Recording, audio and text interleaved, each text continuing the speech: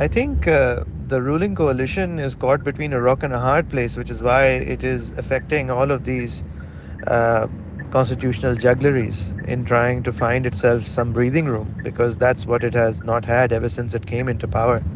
It has absolutely not had any respite from whether it's an economic crisis or it's a legitimacy crisis or uh, courts or the judiciary itself. The PTI is also, in effect, benefiting from the delay because it only adds to Imran Khan's story. It only makes him more popular. It only adds to the myth that is Imran Khan and governance, because the moment he does come into government, there aren't any magical solutions available here. So the moment he does come into government, his popularity will begin to ebb. And as long as he can create the story about being right for the job and not being led to do the job that he feels the people would pick him for, the more his popularity surges. And the PDM is in this desperate attempt at finding a way to buy themselves some time so that they can pull some kind of genie out of the hat, some kind of rabbit out of the hat, which allows them to make things better for the people. But quite frankly, I don't see how they can do that with the IMF breathing down their necks now for the next budget as well. So if you're going to meet IMF conditionalities in trying to pass this next budget, you're going to go from bad economic issues to worse ones. So I don't really see how it is a benefit to them, although they might see it as such, and that is why they're doing what they're doing.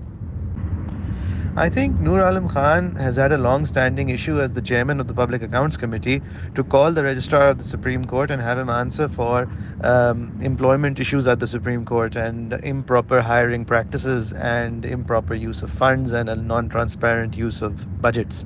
All of that is very proper. It is fit in keeping with the job of the Public Accounts Committee.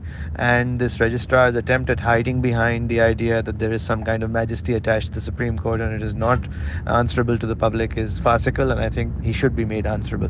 I think this latest push in trying to embarrass the Chief Justice by calling him for basically decisions given by him and for positions taken by him within the law and for calling him to Parliament in some novel idea of being answerable, I think this is it is playing it is playing with fire. It is denuding the constitution of the tripartite separation of powers.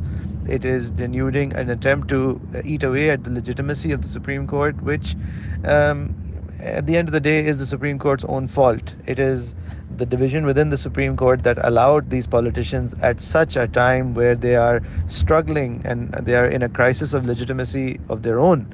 Yet it allows them to find a convenient excuse in the idea that they can call upon the answer, they can call into question the legitimacy of the Supreme Court and in that way deflect some of the critique that is coming their way.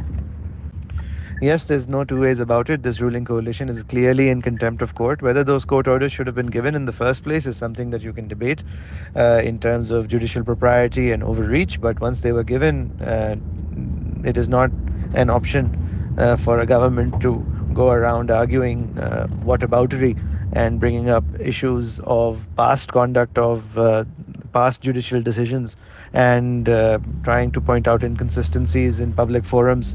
These aren't legitimate methods by which you can ignore a pronouncement of the Supreme Court, which the government is doing.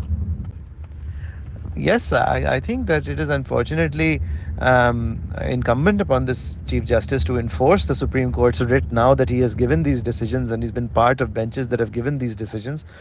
Because if, firstly, you take controversial decisions, that in itself is erodes the court's legitimacy. When you enter the political arena, as this court has done in the past, I don't feel this election issue is entering the political arena. I feel that it was an essential decision the court needed to take.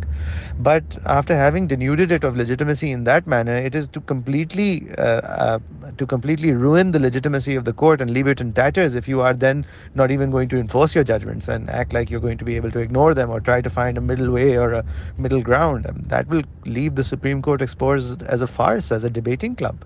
So, yes, it is incumbent upon this chief to do something about his orders being flaunted. Yes, the government is learning from past experience and not leaving any one person exposed, and they're all putting a collective effort in making the Supreme Court look like it has overreached. And this it will make the court's job harder in enforcing its decisions. It will make the court look ostracized. But I will go again to that basic point that this was not necessary if the court had not behaved in a way that gave this government the opportunity to call into question its legitimacy. And that opportunity was given by the improper fixing of benches, by the repeated preference of some judges over others, and by the repeated disregard of this Chief Justice to bring order to his court, and the disregard with which he has treated other brother judges, and the disdain in which he has held the decorum of the court and the administration of the court, which he has basically left wanting, and he has not been able to step in and administrate the court in a way that voices from within the court have been asking for what has become years now. And not only has bench making become controversial, case fixing become controversial, but we've reached a stage where judicial appointments are also impossible because there is no collegiality or consensus within the court. So this is a complete breakdown. It is almost as complete a breakdown on the judicial front as we see on the economic front for Pakistan.